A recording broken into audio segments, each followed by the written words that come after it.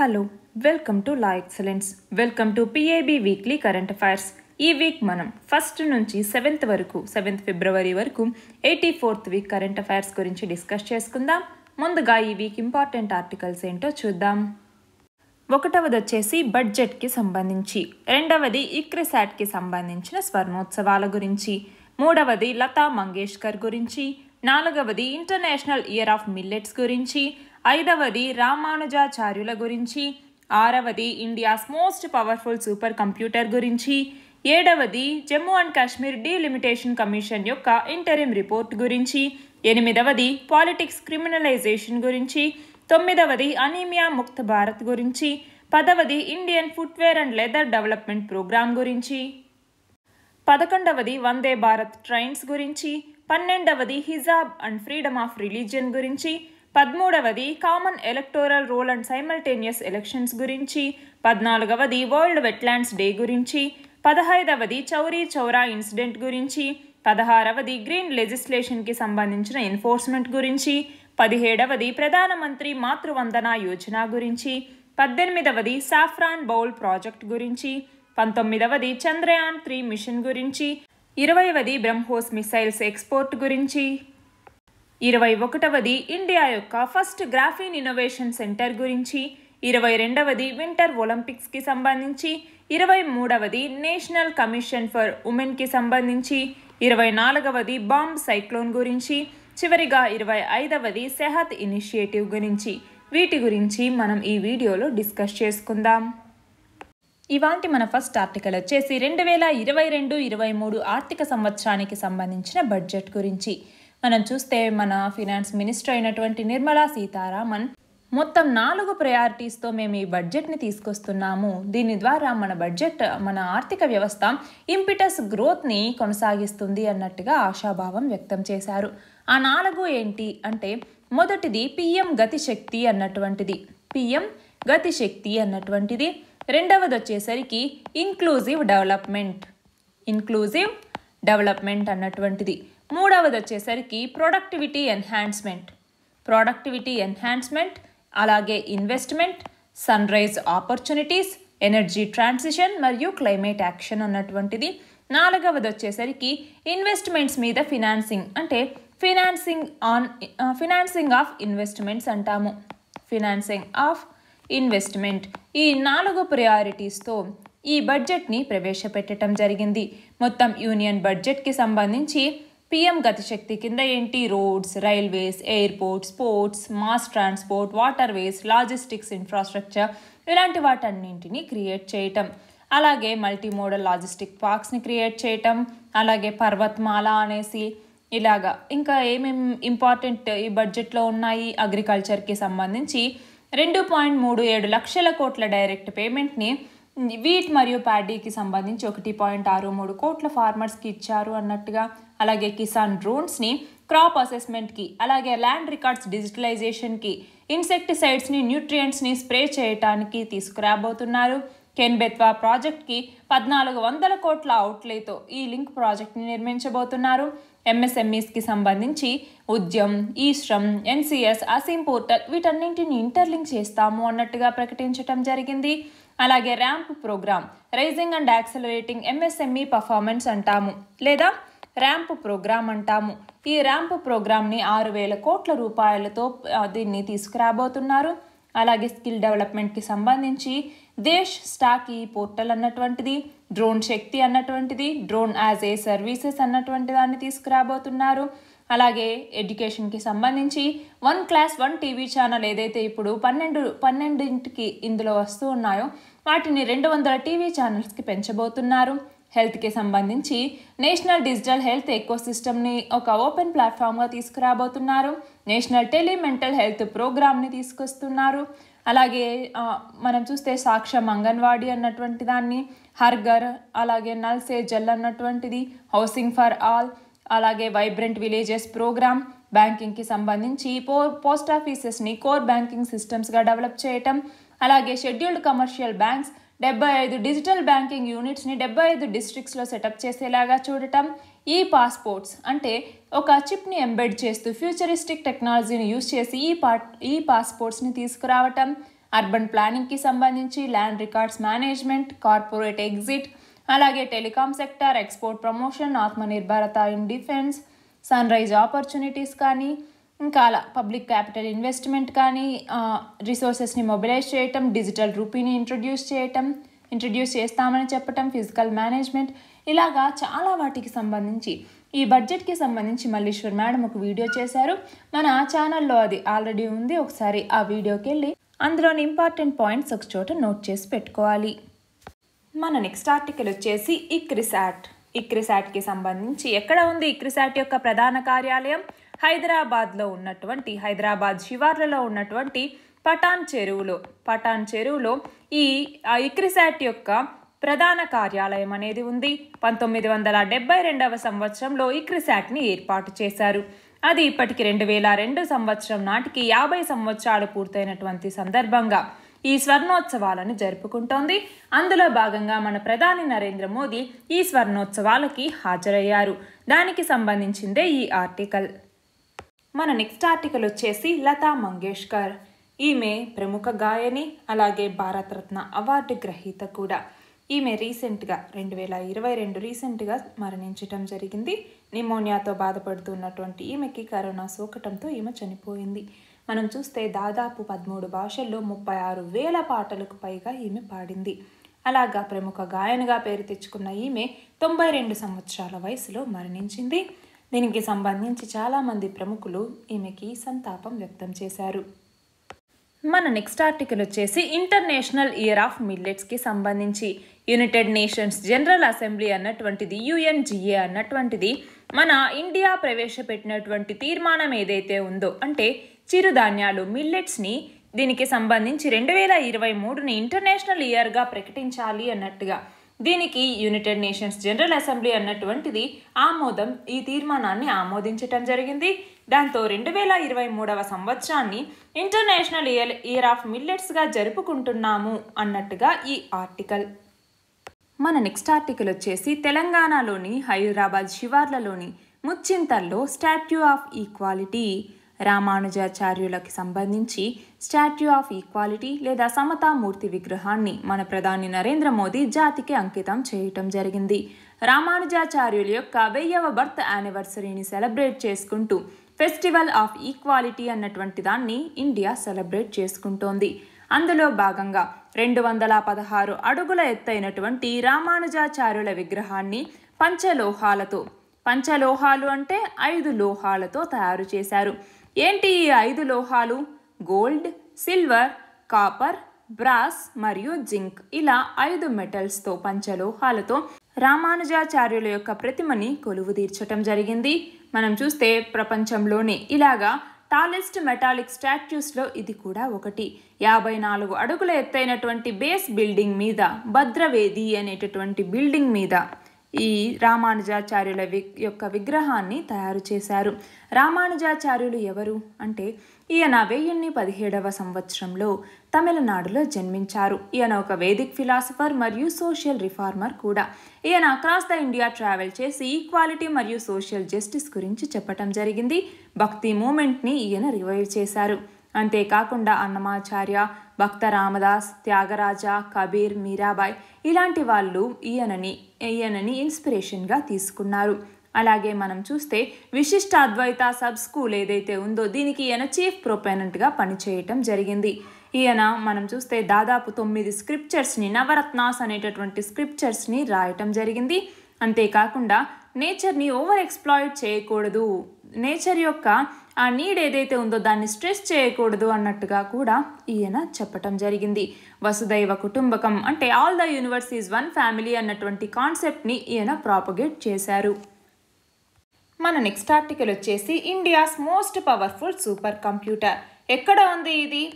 IISc Bengaluru. ఇక్కడ పరం ప్రవేగా అన్నటువంటి పేరుతో ఇండియాస్ మోస్ట్ పవర్ఫుల్ సూపర్ కంప్యూటర్ని ఇక్కడ లాంచ్ చేయటం జరిగింది. ఇది ఇండియన్ అకాడమిక్ ఇన్స్టిట్యూషన్లో ఉన్నటువంటి లార్జెస్ట్ సూపర్ కంప్యూటర్ ఇదే. దీనిని ఎవరు డెవలప్ చేశారు? CDAC అన్నటువంటిది దీన్ని డిజైన్ చేయటం జరిగింది పనేషనల్ సూపర్ కంప్యూటింగ్ మిషన్ కింద. అలాగే దీనిని మన ఇండియాలోనే మ్యానుఫ్యాక్చర్ చేసి ఇండియాలోనే అసెంబుల్ చేయటం జరిగింది. అలా ఇండియాస్ మోస్ట్ పవర్ఫుల్ సూపర్ కంప్యూటర్గా పరంప్రవేగా అన్నటువంటిది ఇప్పుడు మన ఇండియా యొక్క మోస్ట్ పవర్ఫుల్ సూపర్ కంప్యూటర్. మన నెక్స్ట్ ఆర్టికల్ వచ్చేసి Jammu and Kashmir delimitation commission అన్నటువంటిది ఇంటరిమ్ రిపోర్ట్ని ఇవ్వటం జరిగింది. దానికి సంబంధించి రీసెంట్గా మనం చూస్తే ఈ డీలిమిటేషన్ కమిషన్ అన్నటువంటిది ఈ జమ్మూ అండ్ కాశ్మీర్ ఎలక్టోరల్ మ్యాప్లో కొన్ని సిగ్నిఫికెంట్ చేంజెస్ని ప్రపోజ్ చేయటం జరిగింది. ఈ డీలిమిటేషన్ ఎక్సర్సైజ్ అన్నటువంటిది 2021 సంవత్సరం జూన్లో ఇది మొదలైంది. ఇందులో భాగంగా కొత్తగా 7 సీట్స్ని ప్రపోజ్ చేయటం జరిగింది. అవి ఎక్కడెక్కడ మనం చూస్తే కుప్వారా అన్నటువంటిది, అలాగే రియాసీ, అలాగే రాజౌరి, సాంబా, ఖతువా, దోడా, అలాగే కిష్త్వార్. ఈ ఏడింటిలో కూడా కొత్త సీట్స్ని ఈ డీలిమిటేషన్ కమిషన్ అన్నటువంటిది ప్రపోజ్ చేయటం జరిగింది.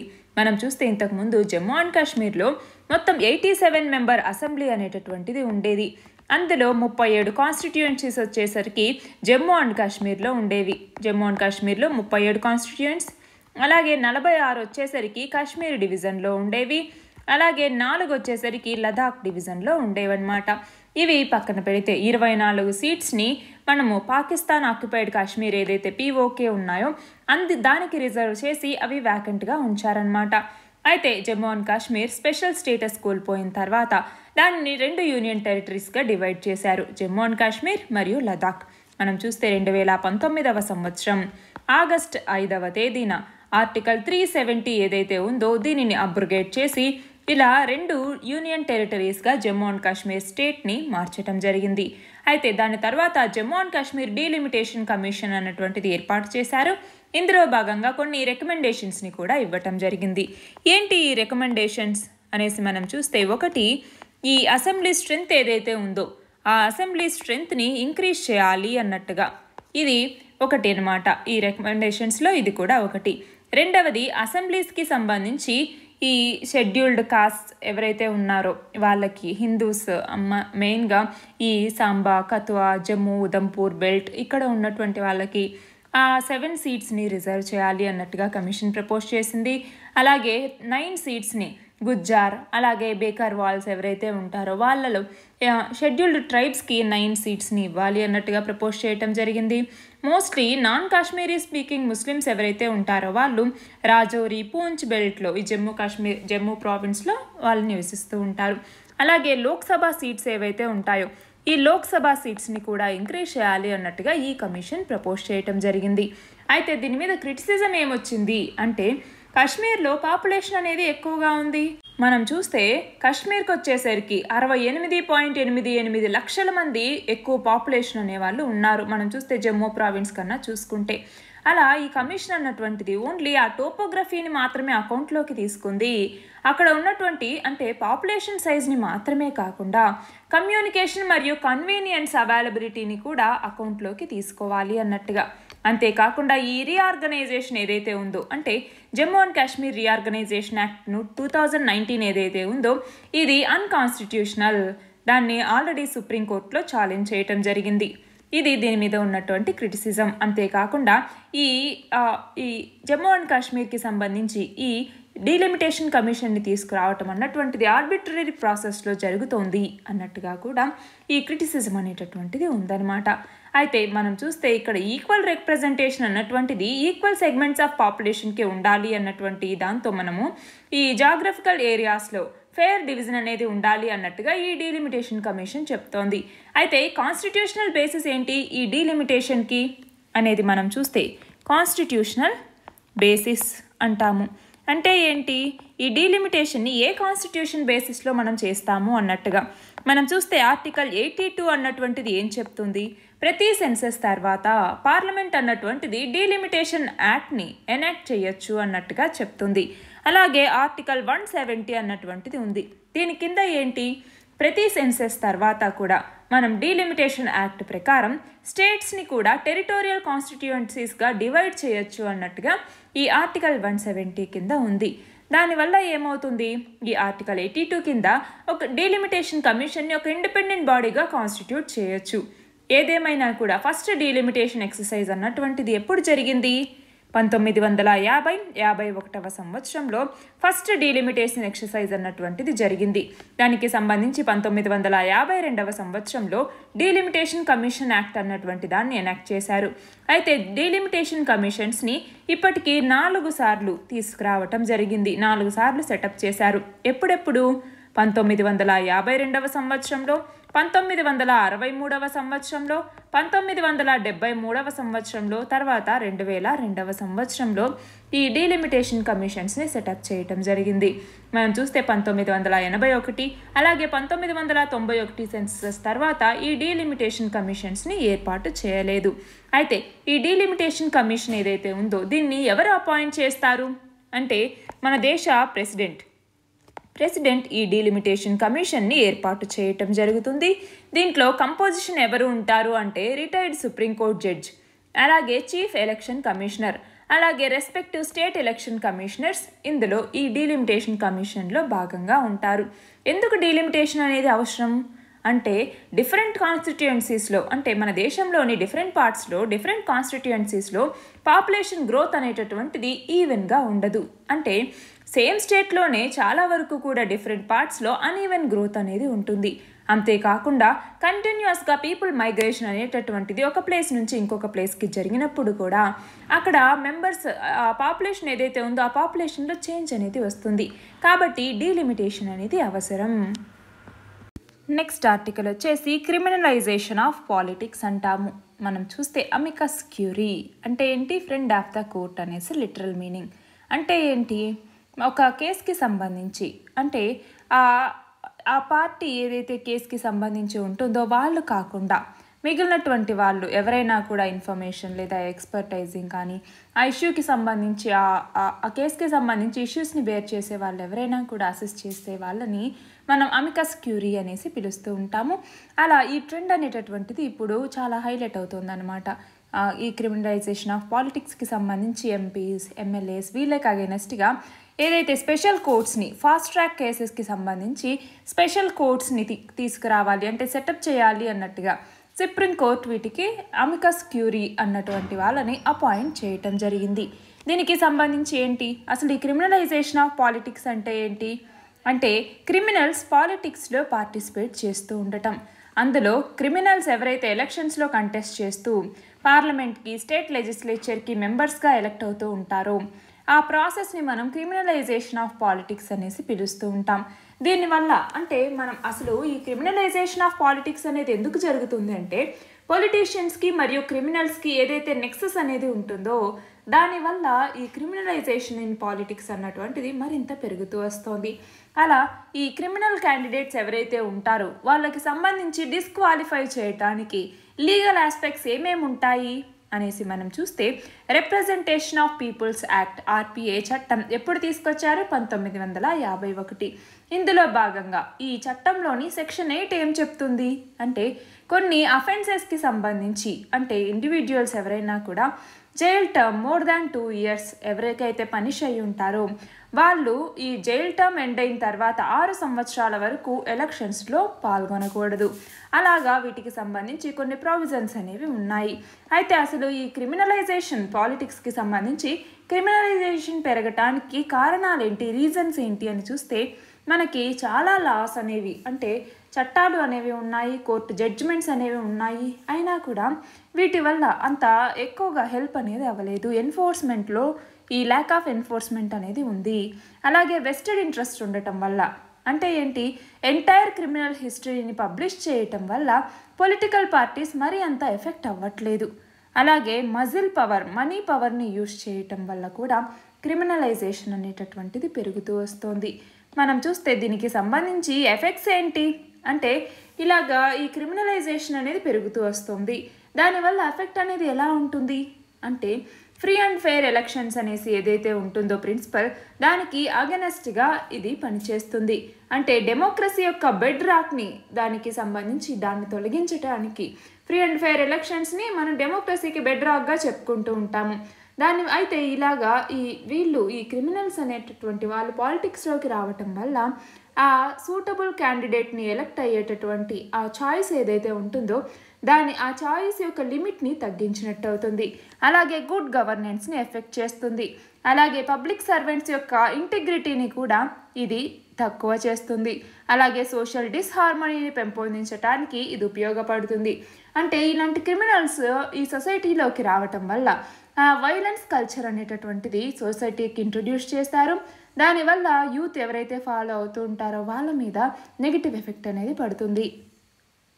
మన నెక్స్ట్ ఆర్టికల్ వచ్చేసి అనీమియా ముక్త్ భారత్. రీసెంట్గా union minister of state for health and family welfare anaemia Mukt Bharat స్ట్రాటజీకి సంబంధించినటువంటి ఇన్ఫర్మేషన్ని ఇవ్వటం జరిగింది. మనం చూస్తే government of India anaemia Mukt Bharat strategy అన్నటువంటి దాన్ని 2018లో తీసుకురావటం జరిగింది. దీనికి సంబంధించి ఏంటి, ఉమెన్, చిల్డ్రన్, అడోలసెంట్స్, అలాగే అంటే వల్నరబుల్ ఏజ్ గ్రూప్ ఎవరైతే ఉన్నారో వాళ్ళలో అనీమియాని రెడ్యూస్ చేయాలి అనేసి టార్గెట్గా పెట్టుకుంటూ ఈ అనీమియా ముక్త్ భారత్ స్ట్రాటజీని తీసుకురావటం జరిగింది. ఇది లైఫ్ సైకిల్ అప్రోచ్ అనమాట. దీని కింద ప్రివెంటివ్ మరియు క్యూరేటివ్ మెకానిజమ్స్ అనేవి ఉంటాయి. అందులో 6x6x6 స్ట్రాటజీ అనేటటువంటిది ఉంటుంది.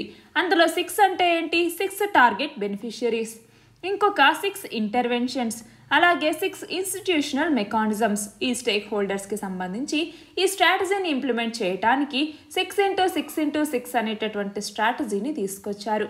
అసలు అనీమియా అంటే ఏంటి మనం చూస్తే, మన రెడ్ బ్లడ్ సెల్స్ ఏవైతే ఉంటాయో, అంటే ఆక్సిజన్ని క్యారీ చేసేటటువంటి రెడ్ బ్లడ్ సెల్స్ ఏవైతే ఉంటాయో వాటిలో ఆక్సిజన్ క్యారింగ్ కెపాసిటీ అనేది తగ్గుతుంది. అంటే ఇన్సఫిషియెంట్గా ఉన్నప్పుడు వాళ్ళకి age, sex, altitude, smoking, pregnancy status వీటి వల్ల అనీమియా అనేటటువంటిది కలుగుతుంది. ఐరన్ డెఫిషియన్సీ అన్నటువంటిది అనీమియాకి ప్రధాన కారణంగా చెప్పచ్చు. అయితే మిగిలినటువంటివి ఫోలేట్ కావచ్చు, విటమిన్ B12 కావచ్చు, విటమిన్ A డెఫిషియన్సీ కావచ్చు, అలాగే క్రోనిక్ ఇన్ఫ్లమేషన్ కావచ్చు, పారాసైటిక్ ఇన్ఫెక్షన్స్ కావచ్చు, అలాగే ఇన్హెరిటెడ్ డిసార్డర్స్ కావచ్చు. ఇవన్నీ కూడా అనీమియాకి దారితీస్తాయి. సివియర్ ఫామ్ అయిందనుకోండి, ఫ్యాటిక్, వీక్నెస్, డిజీనెస్, డ్రౌజీనెస్ ఇలాంటివన్నీ ఉంటాయి. ప్రెగ్నెంట్ ఉమెన్, చిల్డ్రన్ పర్టికులర్గా వీటికి వల్నరబుల్. అయితే నేషనల్ ఫ్యామిలీ హెల్త్ సర్వే 2019-20 ప్రకారం ఇండియన్ ఉమెన్ మరియు చిల్డ్రన్ వీళ్ళు చాలా అనీమిక్గా ఉన్నారు. అయితే వరల్డ్ హెల్త్ ఆర్గనైజేషన్ ప్రకారం ఉమెన్ ఎవరైతే రిప్రొడక్టివ్ ఏజ్ గ్రూప్లో ఉన్నారో వాళ్ళలో హిమోగ్లోబిన్ లెవెల్స్ అన్నవి చాలా తక్కువగా ఉన్నాయి. అలాగే చిల్డ్రన్ ఎవరైతే అండర్ 5 ఉన్నారో వాళ్ళలో కూడా హిమోగ్లోబిన్ లెవెల్స్ అనేవి చాలా తక్కువగా ఉన్నాయి. వాళ్ళు అనీమిక్గా చెప్తూ ఉంటారు. అయితే ఈ అనీమియా ముక్త్ భారత్ స్ట్రాటజీ యొక్క హైలైట్స్ ఏంటి అనేసి మనం చూస్తే, 6x6x6 స్ట్రాటజీ అన్నాం కదా, దానికి సంబంధించి చిల్డ్రన్ ఎవరైతే 6 నుంచి 59 months ఆఫ్ ఏజ్ ఉంటారో, అలాగే 5 to 9 years ఆఫ్ ఏజ్, అలాగే adolescent girls and boys, women ఎవరైతే రిప్రొడక్టివ్ ఏజ్లో ఉంటారో వాళ్ళు, ప్రెగ్నెంట్ ఉమెన్, లాక్టేటింగ్ మదర్స్, వీళ్ళందరికీ సంబంధించి అనీమియా ముక్త్ భారత్ అన్నటువంటి దాన్ని ఇంప్లిమెంట్ చేస్తారు. ఇందులో 6 ఇంటర్వెన్షన్స్ అంటే ఏంటి, మనం చూస్తే ఫోలిక్ యాసిడ్ సప్లిమెంటేషన్ ఇవ్వటం, ఐరన్ సప్లిమెంటేషన్ ఇవ్వటం, డీవార్మింగ్, అలాగే ఇంటెన్సిఫైడ్ ఇయర్ అరౌండ్ బిహేవియరల్ చేంజ్ని తీసుకురావటం, అనీమియాకి సంబంధించి డిజిటల్ మెథడ్స్లో పాయింట్ ఆఫ్ కేర్ ట్రీట్మెంట్ని అందించటం, అలాగే ఐరన్, ఫోలిక్ యాసిడ్ ఫోర్టిఫైడ్ ఫుడ్స్ని పబ్లిక్ హెల్త్ ప్రోగ్రామ్స్ ద్వారా అందించటం, అలాగే నాన్ న్యూట్రిషనల్ కాజెస్ ఏవైతే అనీమియాకి సంబంధించి ఉంటాయో వాటికి సంబంధించి స్పెషల్ ఫోకస్ అనేది పెట్టడం, ఇలాంటి ఇంటర్వెన్షన్స్ని 6 తీసుకొచ్చారు. అలాగే 6 ఇన్స్టిట్యూషనల్ మెకానిజమ్స్ ఏమేంటి, national anaemia Mukt Bharat unit అనేసి, intra ministerial coordination, supply chain లాజిస్టిక్స్ని స్ట్రెంగ్తెన్ చేయటం, అలాగే మిగిలిన మినిస్ట్రీస్తో కన్వర్జ్ అవ్వటం, అలాగే national centre of excellence and advanced research on anaemia control, అలాగే anaemia Mukt Bharat dashboard, digital portal. అంటే అనీమియాకి సంబంధించి వన్ స్టాప్ షాప్గా ఇవి పనిచేస్తాయి.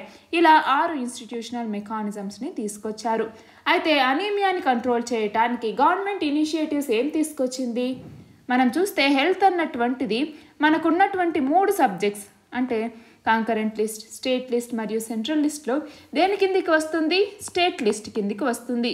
అంటే ఇది స్టేట్ సబ్జెక్ట్ అన్నమాట.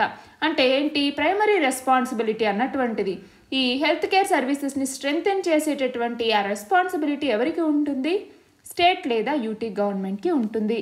అయితే కేంద్ర ప్రభుత్వం నేషనల్ హెల్త్ మిషన్ ఏదైతే ఉందో ఈ నేషనల్ హెల్త్ మిషన్ కింద ministry of health and family welfare అన్నటువంటిది స్టేట్ మరియు యూనియన్ టెరిటరీస్కి ఫినాన్షియల్ మరియు టెక్నికల్ సపోర్ట్ని అందిస్తుంది. అంతేకాకుండా weekly iron and folic acid supplementation అన్నటువంటి ప్రోగ్రామ్ని తీసుకురావటం జరిగింది.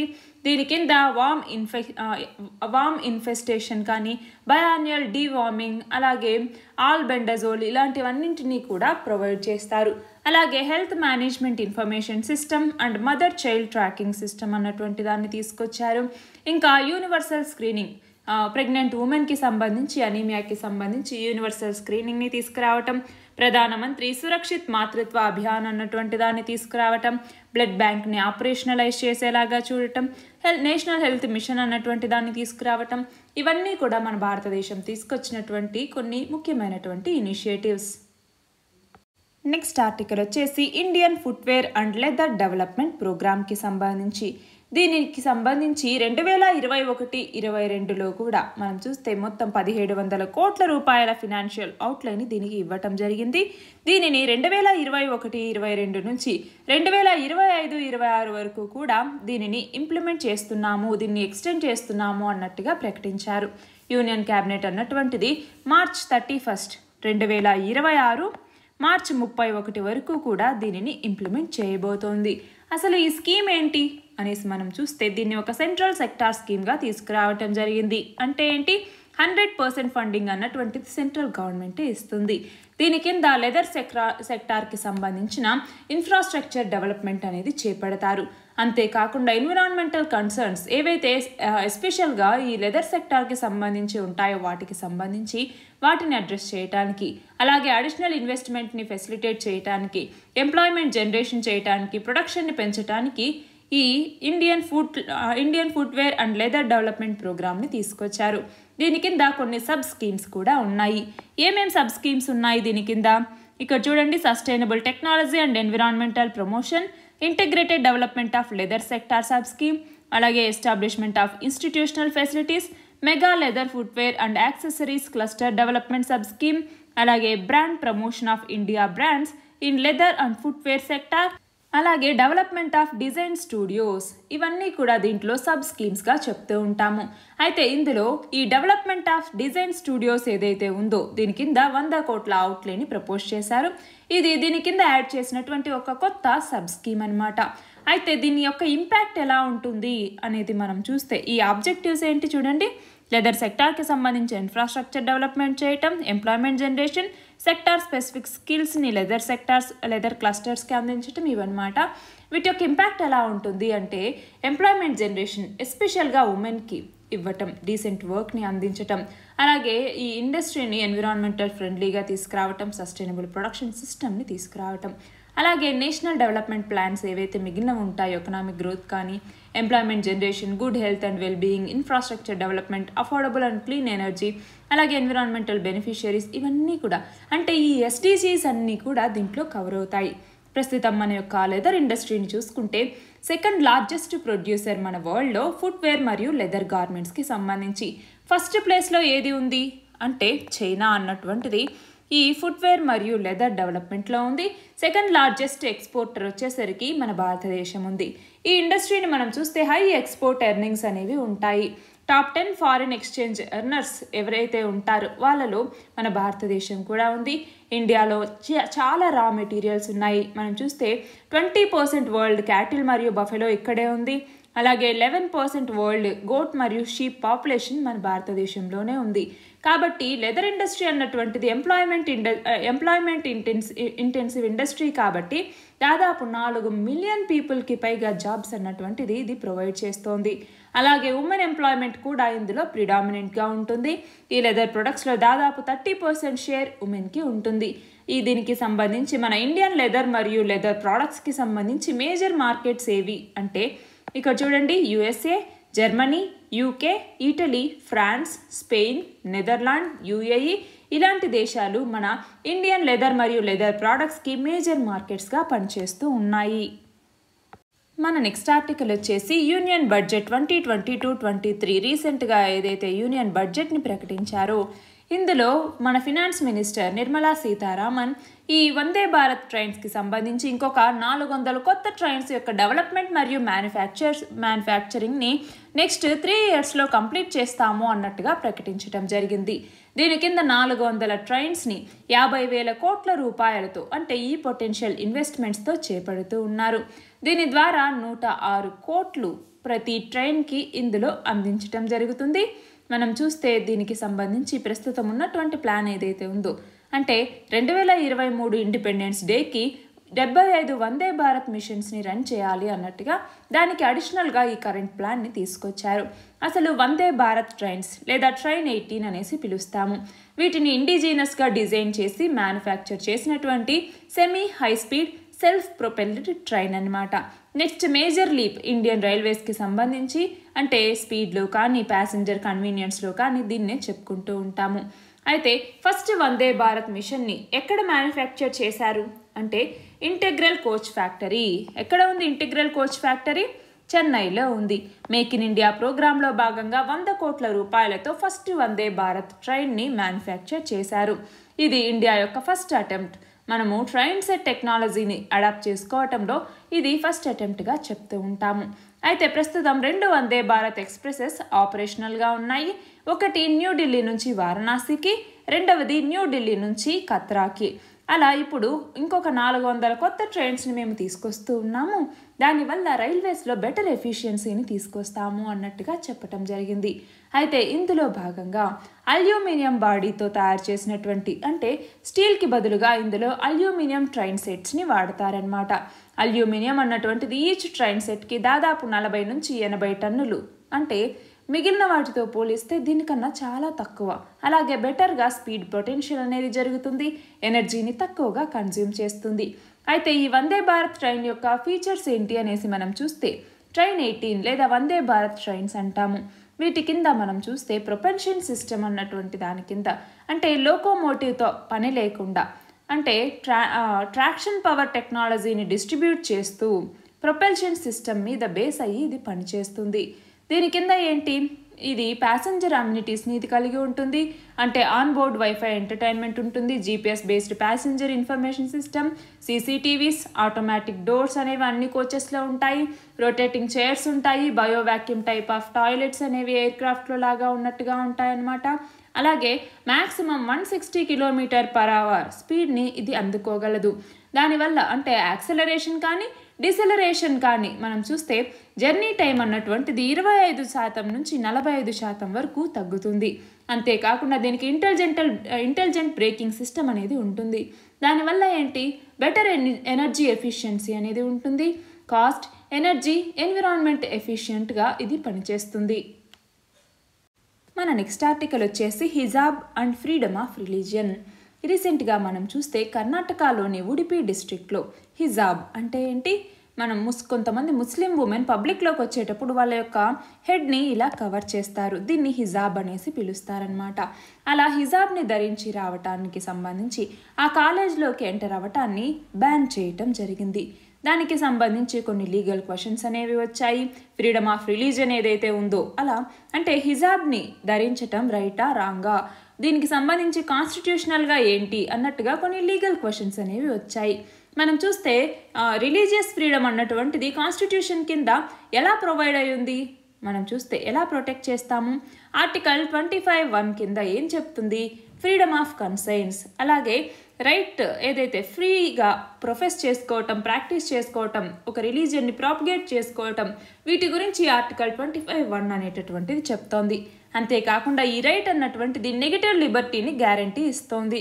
అంటే ఏదేమైనా కూడా ఫండమెంటల్ రైట్స్ ఏవైతే ఉంటాయో వాటి కింద స్టేట్ అన్నటువంటిది public order, decency, morality, health, అలాగే స్టేట్ ఇంట్రెస్ట్ వీటి యొక్క వాటికి ఆ గ్రౌండ్స్కి సంబంధించి ఈ రైట్స్ని స్టేట్ అనేది రెస్ట్రిక్ట్ చేయొచ్చు. అయితే దీనికి సంబంధించి ఇంప్లికేషన్స్ అనేవి ఎలా ఉంటాయి అంటే ఒకటి ఫ్రీడమ్ ఆఫ్ కన్సైన్స్ అంటే ఏంటి? Inner freedom. ఒక ఇండివిజువల్కి సంబంధించి ఇన్నర్ ఫ్రీడమ్ అన్నటువంటిది వాళ్ళ యొక్క గాడ్కి కానీ లేదా వాళ్ళు కోరుకున్నట్టుగా వాళ్ళ యొక్క క్రియేచర్స్ ఏవైతే ఉంటాయో వాటికి తగినట్టుగా వాళ్ళు మౌల్డ్ అవుతూ ఉంటారు. అలాగే రైట్ టు ప్రొఫెస్ అంటే ఏంటి? ఒకరి యొక్క రిలీజియస్ బిలీఫ్స్ ఫెయిత్ ఏదైతే ఉన్నాయో వాటిని ఓపెన్గా ఫ్రీగా డిక్లేర్ చేసేటటువంటి రైట్ వాళ్ళకి ఉంటుంది. అలాగే రైట్ టు ప్రాక్టీస్ అనేది ఉంటుంది. వాళ్ళ యొక్క రిలీజియస్ వర్షిప్, రిచువల్స్, సెరిమనీస్, అలాగే వాళ్ళ యొక్క బిలీఫ్స్, ఐడియాస్ వీటిని ఎగ్జిబిట్ చేయటానికి, పర్ఫామ్ చేయటానికి వాళ్ళకి రైట్ టు ప్రాక్టీస్ అనేది ఉంది. రైట్ టు ప్రాపగేట్ అన్నటువంటిది కూడా ఈ ఆర్టికల్ 25(1) కింద ఉంది. అయితే రిలీజియస్ ప్రాక్టీసెస్ టెస్ట్ ఏదైతే ఉంటుందో అది ఎసెన్షియలా? మనం చూస్తే 1954 సంవత్సరంలో షిరూర్ మట్ కేసు ఏదైతే ఉందో ఇందులో రిలీజియన్ అన్నటువంటి దాని కింద అన్ని రిచువల్స్, ప్రాక్టీసెస్ ఏవైతే ఉంటాయో అవన్నీ కూడా దీని కిందికి వస్తాయి. ఇవన్నీ కూడా ఇంటిగ్రల్ అన్నట్టుగా సుప్రీంకోర్టు చెప్పడం జరిగింది. అలా చాలా ఇన్స్టాన్సెస్లో కూడా కోర్ట్ అన్నటువంటిది ఈ కొన్ని ప్రాక్టీసెస్ని, అంటే మనం చూస్తే 2004లో చూస్తే సుప్రీంకోర్టు అన్నటువంటిది ఆనంద మార్గా సెక్ట్ ఏదైతే ఉందో వాటిలో ఈ తాండవ డ్యాన్స్ ఏదైతే పబ్లిక్ స్ట్రీట్స్లో వాళ్ళు పర్ఫామ్ చేస్తూ ఉంటారో వాళ్ళకి ఆ ఫండమెంటల్ రైట్ లేదు. అంటే మనం చూస్తే ఎసెన్షియల్ రిలీజియస్ ప్రాక్టీస్కి సంబంధించి ఆ సెక్ట్లో ఇది లేదు అన్నట్టుగా సుప్రీంకోర్టు చెప్పడం జరిగింది. అలాగా చాలా కేసెస్ అనేవి ఉన్నాయి. ఆర్మ్డ్ ఫోర్స్ రెగ్యులేషన్స్ 1964 కింద ఆర్మ్డ్ ఫోర్సెస్ పర్సనల్ ఎక్సెప్ట్ ఎవరైతే పర్సనల్ రిలీజియస్గా, అంటే వాళ్ళ యొక్క హెయిర్ని కట్ చేసుకోవటం, వాళ్ళ యొక్క ఫేస్కి షేవ్ అనేది చేసుకోవటం, వాటికి సంబంధించి దాన్ని ప్రొహిబిట్ చేయటం జరిగిందనమాట. అయితే మనం చూస్తే ఇస్లామిక్ ప్రాక్టీసెస్లో బియర్డ్ని అలాగే ఉంచుకోవాలి, గడ్డం అలాగే ఉంచుకోవటం అన్నటువంటిది ఎసెన్షియల్ పార్ట్ కాదు అన్నట్టుగా సుప్రీంకోర్టు చెప్పటం జరిగింది. అలాగా ఈ ఫ్రీడమ్ ఆఫ్ రిలీజియన్కి సంబంధించి, అంటే మనం ఎప్పుడు తీసుకున్న సొసైటీకి సంబంధించి బిలీవ్ చేసేటటువంటి వాటికి సుప్రీంకోర్టు ఇచ్చేటటువంటి తీర్పులకి మధ్య ఎప్పుడు కొంచెం కాన్ఫ్లిక్ట్ అనేది నడుస్తూ ఉంటుంది. మన నెక్స్ట్ ఆర్టికల్ వచ్చేసి common electoral roll and simultaneous ఎలక్షన్స్కి సంబంధించి. రీసెంట్గా లా అండ్ జస్టిస్ మినిస్టర్ రాజ్యసభలో సెంటర్ అన్నటువంటిది ఈ representation of people's act RPA చట్టం 1951ని అమెండ్ చేయాలి అనేసి అనుకోవట్లేదు. అంటే కామన్ ఎలక్టోరల్ రోల్ మరియు సైమల్టేనియస్ ఎలక్షన్స్కి సంబంధించి మేమేం అమెండ్మెంట్ తీసుకురావాలన్నట్టుగా ప్లాన్ చేయట్లేదు అన్నట్టుగా చెప్పటం జరిగింది. అయితే కామన్ ఎలక్టోరల్ రోల్ అంటే ఏంటి, సైమల్టేనియస్ ఎలక్షన్స్ అంటే ఏంటి అన్నటువంటిది మనం తెలుసుకోవాలి.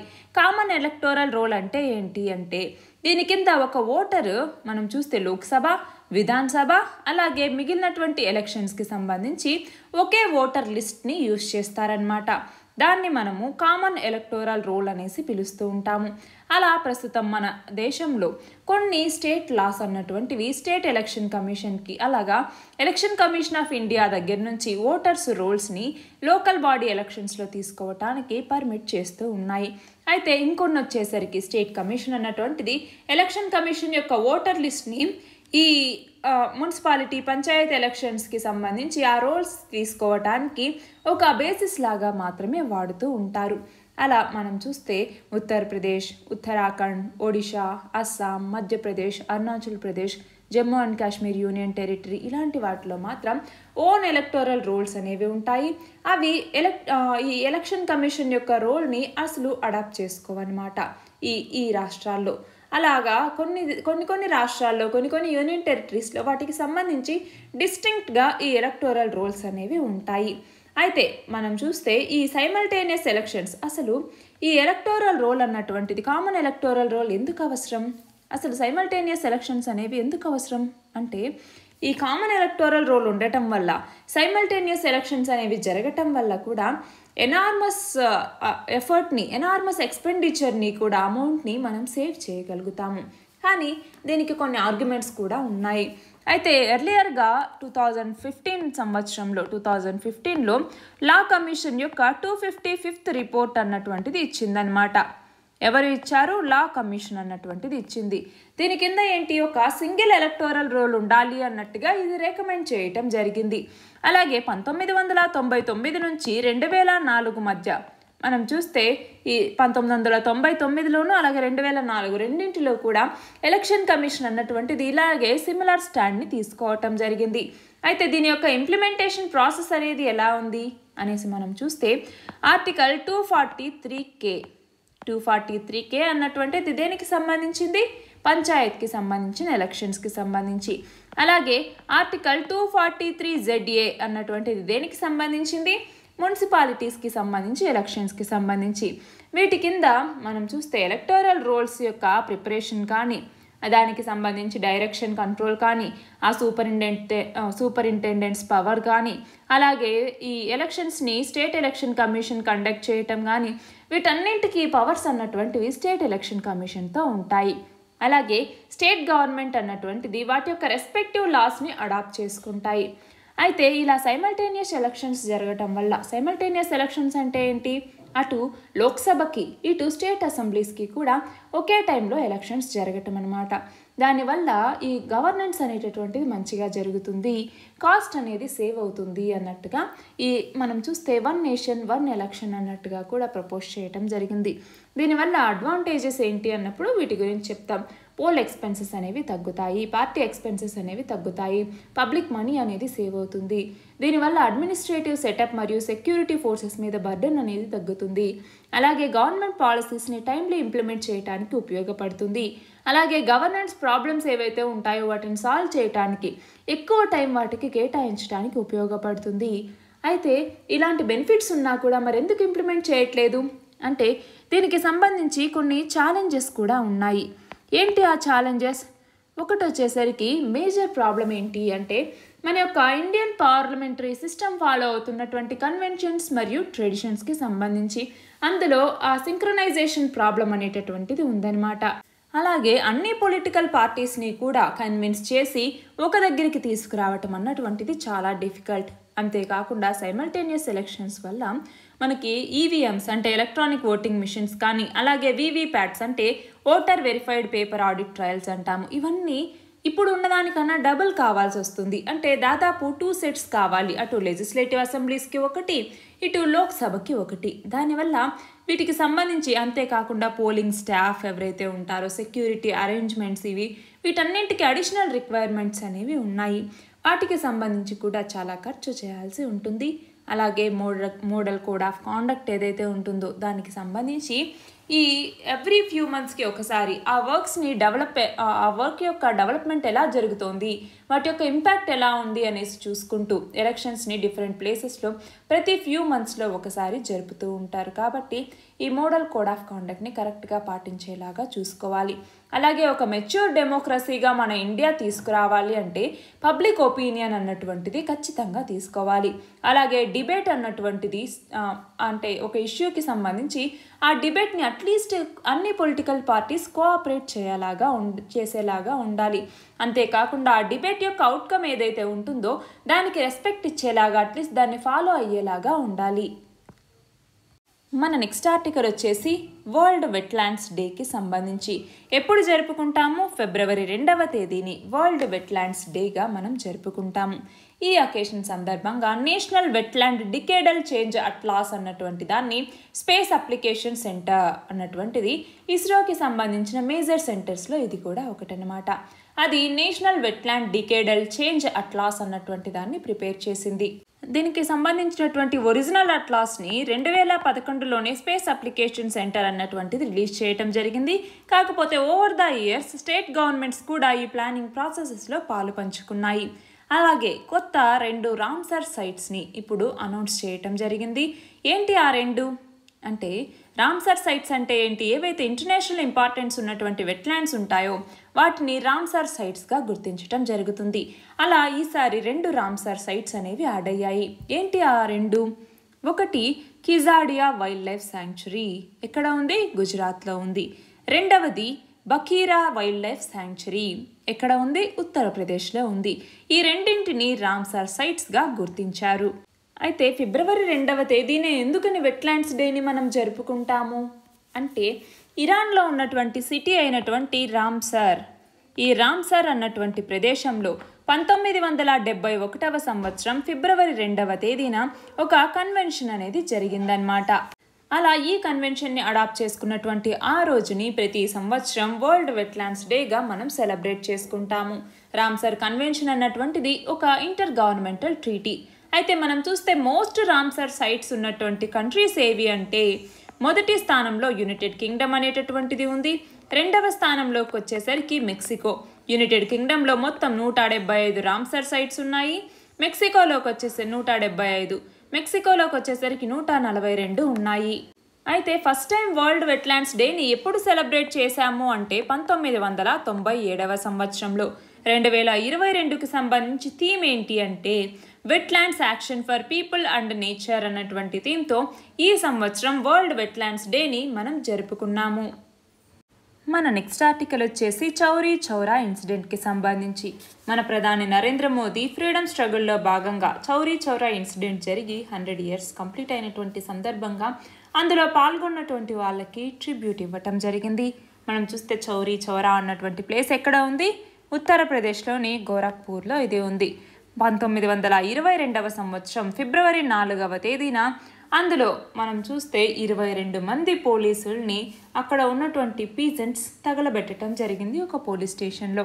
ఈ ఇన్సిడెంట్ తర్వాత మహాత్మా గాంధీ ఈ నాన్ కోఆపరేషన్ మూమెంట్ ఏదైతే 1920లో మొదలైందో దానిని అక్కడే ఎండ్ చేశారు. అయితే దీని యొక్క బ్యాక్గ్రౌండ్ ఏంటి అంటే నాన్ కోఆపరేషన్ మూమెంట్ ఎప్పుడు స్టార్ట్ చేశారు? 1920వ సంవత్సరం ఆగస్టు 1వ తేదీన దీనిని స్టార్ట్ చేయటం జరిగింది.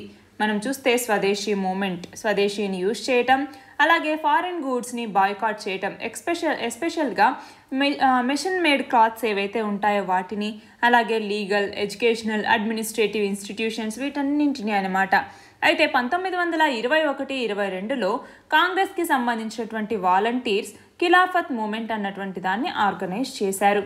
ఖిలాఫత్ మూమెంట్ అన్నటువంటిది పాన్ ఇస్లామిక్ ఫోర్స్ అనమాట. 1919లో ఇది మొదలైంది. అయితే కాంగ్రెస్ అన్నటువంటిది ఈ మూమెంట్కి సపోర్ట్ అనేది ఇవ్వటం జరిగింది. దాంతో మనం చూస్తే నాన్ కోఆపరేషన్ మూమెంట్ ఏదైతే ఉందో దీనికి సంబంధించి మనం చూస్తే చౌరీ చౌరా ఇన్సిడెంట్ అనేటటువంటిది జరిగింది. ఎప్పుడు? 1922వ సంవత్సరం ఫిబ్రవరి 4వ తేదీన. అప్పుడు ఏమైంది? వాలంటీర్స్ అందరూ కూడా ఈ చౌరీ చౌరాలో కాంగ్రిగేట్ అయ్యారు. ఆ మీటింగ్ అయిన తర్వాత ఆ లోకల్ పోలీస్ స్టేషన్ ఏదైతే ఉందో మనం చూస్తే ముందేరా బజార్ అన్నటువంటి దాని దగ్గర ఉన్నటువంటి ఆ పోలీస్ స్టేషన్ ఏదైతే ఉందో దాన్ని తగలబెట్టడం జరిగిందనమాట. దానికి సంబంధించి అంటే పోలీసులు ఆ క్రౌడ్ ఎవరైతే వీళ్ళు మీటింగ్ అనేది జరిగిందో అప్పుడు వాళ్ళ మీద దాడి చేసి చాలా వాలంటీర్స్ని ఇంజూర్ చేశారు. దానికి రిటాలియేషన్గా ఈ క్రౌడ్ ఆ పోలీస్ స్టేషన్ని తగలబెట్టడం జరిగింది. దాంతో ఏమైంది? అక్కడ ఉన్నటువంటి పోలీస్ ప్రాపర్టీ అనేటటువంటిది, వెపన్స్ ఇవన్నీ కూడా డిస్ట్రాయ్ అయిపోయాయి. అలా కొంతమంది పోలీస్ మెన్ ఎవరైతే దాని నుంచి తప్పించుకున్నారో వాళ్ళు వీళ్ళని మళ్ళీ చితకు బాధటం ఇలాంటివన్నీ జరిగాయన్నమాట. అలా ఏదైతే దానివల్ల జరిగిందో మనం చూస్తే దీని తర్వాత దీనికి రియాక్షన్గా దాదాపు మొత్తం 225 మంది అక్యూజ్డ్ ఉంటే వాళ్ళలో 172 మందికి డెత్ సెంటెన్స్ని ఇవ్వటం జరిగిందనమాట. అయితే మనం చూస్తే అల్టిమేట్గా 19 మందిని మాత్రమే హ్యాంగ్ చేయటం జరిగింది. దాంతో మహాత్మా గాంధీ ఈ పోలీస్ మ్యాన్ని చంపటం ఏదైతే ఉందో దాన్ని కండెమ్ చేస్తూ చౌరీ చౌరా ఇన్సిడెంట్ తర్వాత జెన్యూన్ సింపతిని ఇస్తూ ఈ ఇన్సిడెంట్ తర్వాత ఈ నాన్ కోఆపరేషన్ మూమెంట్ని స్టాప్ చేయటం జరిగింది. తర్వాత సత్యాగ్రహ మూమెంట్ ఏదైతే ఈ నాన్ కోఆపరేషన్ మూమెంట్ ఉందో దాన్ని ఫార్మల్గా సస్పెండ్ చేశారు. అయితే కొంతమంది నేషనల్ లీడర్స్ దీనికి రియాక్షన్గా మనం చూస్తే గాంధీజీ ఈ సివిల్ రెసిస్టెన్స్ ఏదైతే ఉందో దీన్ని ఇలా స్టాప్ చేయటం ఏదైతే ఉందో దాన్ని మిగిలినటువంటి లీడర్స్ కూడా వాళ్ళు షాక్కి గురయ్యారు. మోతీలాల్ నెహ్రూ, సిఆర్ దాస్ వీళ్ళు ఈ గాంధీ డెసిషన్ ఏదైతే ఉందో దీనిని తప్పుపడుతూ స్వరాజ్ పార్టీ అన్నటువంటి దాన్ని ఎస్టాబ్లిష్ చేయటం జరిగింది. దాని తర్వాత మనం చూస్తే రామ్ ప్రసాద్ బిస్మిల్, సచిన్ సన్యాల్, అలాగే జతిన్ దాస్, భగత్ సింగ్, భగవతీ చరణ్ వోహ్రా, అలాగే మాస్తర్ దాస్ సూర్యసేన్ ఇలా చాలామంది రెవల్యూషనరీస్ ఇలాగా అంటే ఈ ప్యాట్రియట్స్ ఎవరైతే ఉన్నారో వాళ్ళందరూ కూడా వైలెన్స్ ద్వారానే మనము ఈ కొలోనియల్ రూల్ ఏదైతే ఉందో దానిని త్రో ఆఫ్ చేయగలము అనేసి నమ్మడం మొదలుపెట్టారు. అంటే ఆల్రెడీ నమ్మేటటువంటి వాళ్ళు దీని నుంచి బయటికి రావటం జరిగిందనమాట. దాంతో ఏమైంది? నాన్ కోఆపరేషన్ మూమెంట్ ఏదైతే ఉందో అది మనం చూస్తే కాంగ్రెస్కి అలాగే ముస్లిం లీడర్స్కి మధ్య ఒక రిఫ్ట్ని క్రియేట్ చేసింది అన్నట్టుగా మనం చెప్పచ్చు. మన నెక్స్ట్ ఆర్టికల్ వచ్చేసి gaps in enforcement of green లెజిస్లేషన్స్కి సంబంధించి. ఎందుకు ఇది న్యూస్లో ఉంది అంటే మనం చూస్తే 2014వ సంవత్సరం నుంచి 2019 మధ్య వరకు కూడా ministry of environment, forest and climate change అన్నటువంటిది దాదాపు 11,500 ఎన్విరాన్మెంట్ అండ్ ఫారెస్ట్ క్లియరెన్సెస్ని ఇవ్వటం జరిగింది. ఏదేమైనా కూడా గవర్నమెంట్ యొక్క డెవలప్మెంట్ రోడ్ మ్యాప్ అన్నటువంటిది ఈ క్లైమేట్ చేంజ్కి సంబంధించి ఆ కన్జర్వేషన్ కమిట్మెంట్స్ ఏవైతే ఉన్నాయో వాటిని ఇగ్నోర్ చేసింది అన్నట్టుగా క్రిటిసిజం అనేది వచ్చిందనమాట.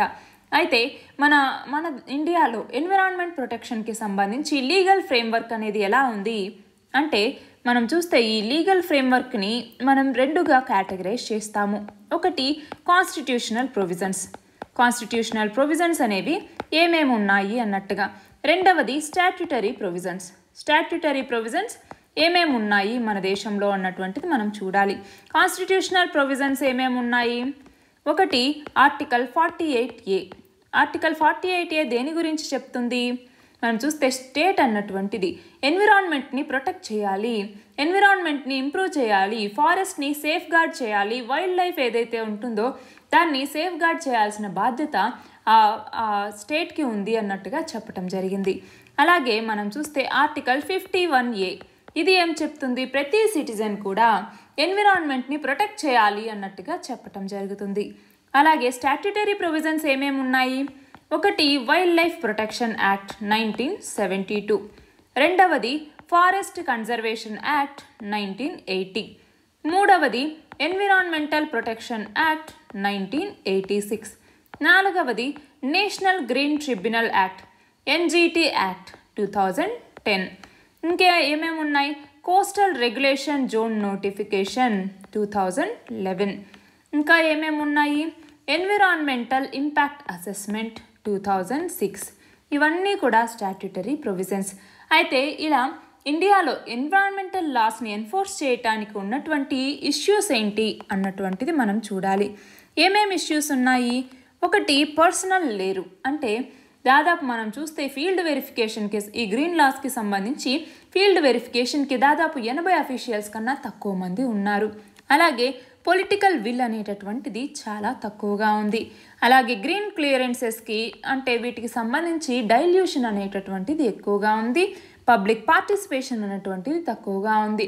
అయితే మనం చూస్తే ఈ గ్రీన్ లెజిస్లేషన్స్కి సంబంధించి కొన్ని ఎగ్జాంపుల్స్ ఏమైనా ఉన్నాయా అన్నటువంటిది మనం చూస్తే ఏమేమి ఉన్నాయి? ఒకటి కెన్ బెత్వా లింక్ ప్రాజెక్ట్. దాదాపు mid-90sలో దీన్ని తీసుకొచ్చినా కూడా కొంతమంది ఎక్స్పర్ట్స్ ఏం చెప్తున్నారు, ఇందులో ఎన్విరాన్మెంటల్ కాస్ట్ అనేది ఉంది. ఈ ప్రాజెక్ట్ని 2011లో రిజెక్ట్ చేయటం జరిగింది. అయినా కూడా 2016లో టెక్నో ఎకనామిక్ క్లియరెన్సెస్తో దీన్ని మళ్ళీ రివైవ్ చేయటం జరిగింది. అలాగే అరుణాచల్ ప్రదేశ్లో కూడా సుబాన్సిరి ప్రాజెక్ట్ ఏదైతే ఉందో, సుబాన్సిరి ఎక్కడ ఉంది? అరుణాచల్ ప్రదేశ్లో ఉంది. ఈ సుబాన్సిరి ప్రాజెక్ట్కి సంబంధించి అలాగే ఏదైతే దిబాంగ్ మల్టీపర్పస్ ప్రాజెక్ట్ ఉందో, దిబాంగ్ మల్టీపర్పస్ ప్రాజెక్ట్ దీనికి సంబంధించి కూడా 2 సార్లు దీన్ని రిజెక్ట్ చేయటం జరిగింది ఫారెస్ట్ క్లియరెన్స్కి సంబంధించి.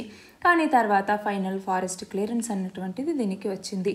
కొన్ని క్యాచ్మెంట్ ఫారెస్ట్తో దీన్ని డిక్లేర్ చేస్తూ నేషనల్ పార్క్గా దీన్ని డిక్లేర్ చేయటం జరిగింది. మన నెక్స్ట్ ఆర్టికల్ వచ్చేసి ప్రధానమంత్రి మాతృవందన యోజన అన్నటువంటి దానికి సంబంధించి రీసెంట్గా గవర్నమెంట్ ఏం చెప్పింది? ఈ ప్రధానమంత్రి మాతృవందన యోజనకి సంబంధించి సింగిల్ మదర్స్ అలాగే అబాండన్డ్ మదర్స్ ఎవరైతే ఉన్నారో వాళ్ళని ఫెసిలిటేట్ చేయటానికి హస్బెండ్స్ యొక్క ఆధార్ అనేది మ్యాండేటరీ కాదు అన్నట్టుగా చెప్పటం జరిగింది. అసలు ఆధార్ అన్నటువంటిది ఏంటి? ఇది ఒక 12 డిజిట్స్తో ఉన్నటువంటి ఒక యూనిక్ ఐడెంటిఫికేషన్ నెంబర్, UID అంటాము. ఈ యూనిక్ ఐడెంటిఫికేషన్ నెంబర్ దీన్ని ఎవరు ఇస్తారు? Unique identification authority of India అన్నటువంటిది, UIDAI అన్నటువంటిది మన భారతదేశంలో ఉన్నటువంటి సిటిజన్స్కి మాత్రమే కాదు, మన భారతదేశంలో ఉన్నటువంటి రెసిడెంట్స్ అంటే ఇక్కడ నివసించే వాళ్ళందరికీ కూడా ఆధార్ని మంజూరు చేయటం జరుగుతుంది. UIDAI అన్నటువంటిది ఒక స్టాట్యుటరీ అథారిటీ. ఇది 2016వ సంవత్సరం జూలై 12వ తేదీన దీన్ని ఎస్టాబ్లిష్ చేశారు. ఇది ఎవరి కింద పనిచేస్తుంది అంటే ministry of information technology, ministry of electronics and information technology కింద ఇది పనిచేస్తుంది. దీనికి సంబంధించి ఆధార్ యాక్ట్ అన్నటువంటి దాన్ని 2016లో తీసుకొచ్చారు.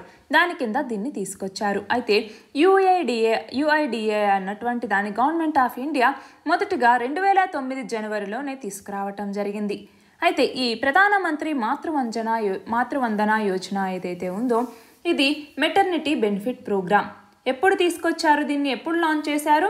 2017వ సంవత్సరం జనవరి 1వ తేదీ నుంచి ఇది మన దేశంలోని అన్ని డిస్ట్రిక్ట్స్లో కూడా ఇంప్లిమెంటేషన్లోకి వచ్చింది.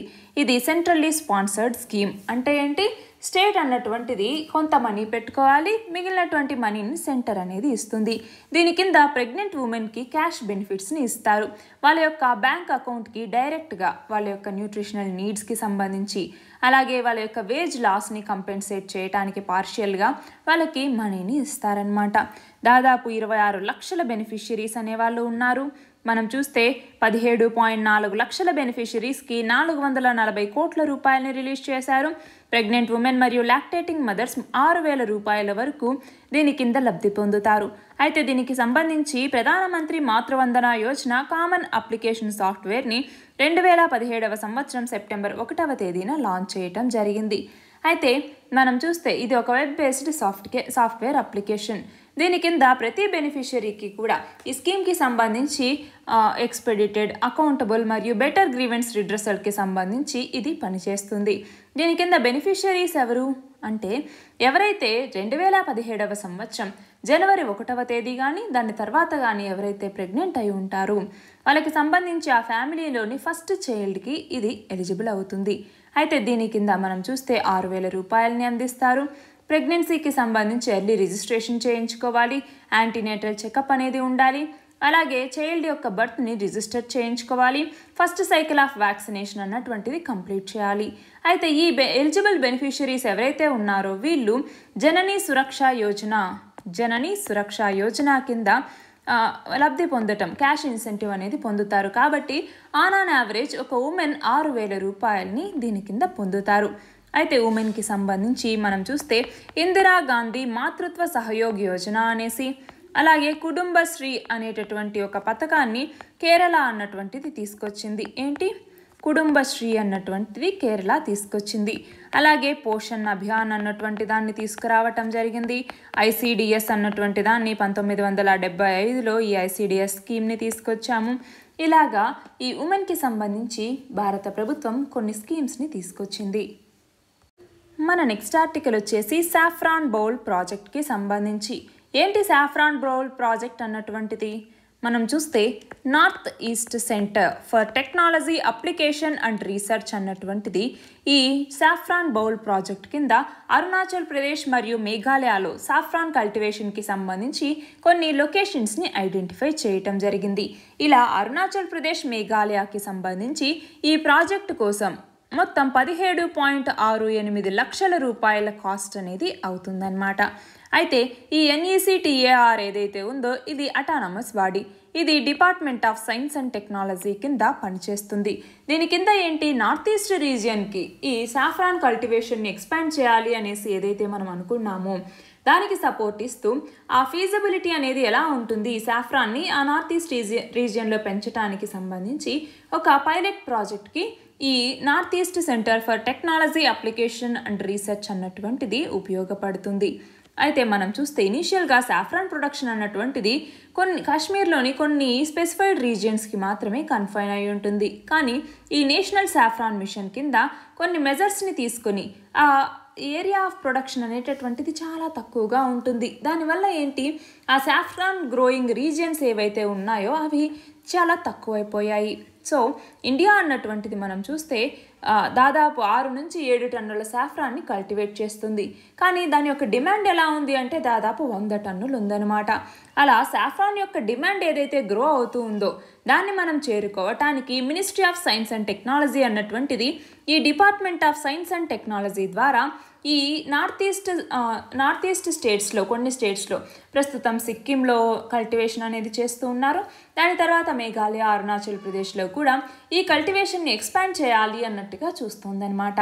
అయితే అంటే అక్కడ క్లైమేట్ కానీ అలాగే జాగ్రఫికల్ కండిషన్స్ కానీ కాశ్మీర్కి అలాగే నార్త్ ఈస్ట్లోని కొన్ని రీజియన్స్కి సిమిలర్గా ఉంటాయి కాబట్టి అక్కడ కూడా ఆర్గానిక్ సాఫ్రాన్ అనేది బాగా గ్రో అవుతుంది అన్నట్టుగా ఈ పథకాన్ని అటు కూడా తీసుకెళ్ళటానికి ట్రై చేస్తూ ఉన్నారు.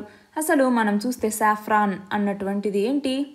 ప్లాంట్. ఇది ఇందులో ఉన్నటువంటి డ్రైడ్ స్టిగ్మాస్ అంటే ఇక్కడ చూడండి, ఇక్కడ ఏవైతే ఈ పువ్వులు ఉన్నాయో అందులో ఉన్నటువంటి రెడ్ స్టిగ్మా ఏదైతే ఉందో ఈ పత్లాంటిది ఇది మాత్రమే పనికొస్తుంది అనమాట. ఇక్కడ చూస్తే వాటిని మాత్రం ఇలా తీసుకొచ్చి వాటిని ఆరబెట్టి ఎండబెట్టి వాటిని అమ్మటం జరుగుతుందన్నమాట.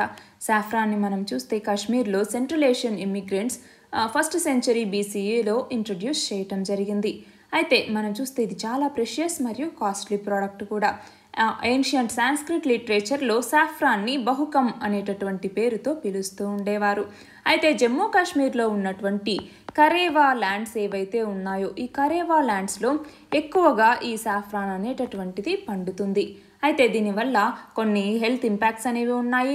కాస్మెటిక్స్లో వాడుతూ ఉంటారు, మెడిసినల్ పర్పస్లో వీటిని వాడుతూ ఉంటారు. మన యొక్క రిచ్ కల్చరల్ హెరిటేజ్ని రిప్రజెంట్ చేయడానికి కూడా ఈ కాశ్మీరీ కుంకుమ పువ్వు అన్నటువంటిది చాలా ఉపయోగపడుతుంది. దీనికి సంబంధించి సీజన్స్ కండిషన్స్ అనేవి అంటే సాయిల్, ఆల్టిట్యూడ్, క్లైమేట్, రెయిన్ఫాల్ ఇవన్నీ కూడా చూసుకుంటూ ఉంటారనమాట. అయితే సాఫ్రాన్ కల్టివేషన్కి సంబంధించి నేషనల్ సాఫ్రాన్ మిషన్ అన్నటువంటి దాన్ని 2010లో తీసుకురావటం జరిగింది. అలాగే institute of Himalayan bio research technology అలాగే గవర్నమెంట్ ఆఫ్ హిమాచల్ ప్రదేశ్ రెండూ కలిసి ఈ సాఫ్రాన్ని కల్టివేట్ చేయటానికి ప్రొడక్షన్ని చేయటానికి 2 స్పీషీస్ని జాయింట్గా అంటే సాఫ్రాన్ అలాగే హింగ్ అంటే ఆసాఫోయిటిడా అంటామన్నమాట. దీని కింద ఈ సాఫ్రాన్కి సంబంధించినటువంటి వెరైటీస్ని మిగిలినటువంటి కంట్రీస్కి ఎక్స్పోర్ట్ చేయటం, ఇండియన్ కండిషన్స్లో వాటిని స్టాండర్డైజ్ చేసి ఎక్స్పోర్ట్ చేస్తారనమాట. మన నెక్స్ట్ ఆర్టికల్ వచ్చేసి చంద్రయాన్ 3 మిషన్కి సంబంధించి రీసెంట్గా department of science and technology అన్నటువంటిది చంద్రయాన్ మిషన్ని 2022వ సంవత్సరం అంటే ఈ సంవత్సరం ఆగస్టులో ప్రయోగించాలి అనేసి లక్ష్యంగా పెట్టుకున్నారు. మనం చూస్తే చంద్రయాన్ 2 ఏదైతే ఉందో ఈ చంద్రయాన్ 2ని మనం జూలై 2019లో లాంచ్ చేశాము.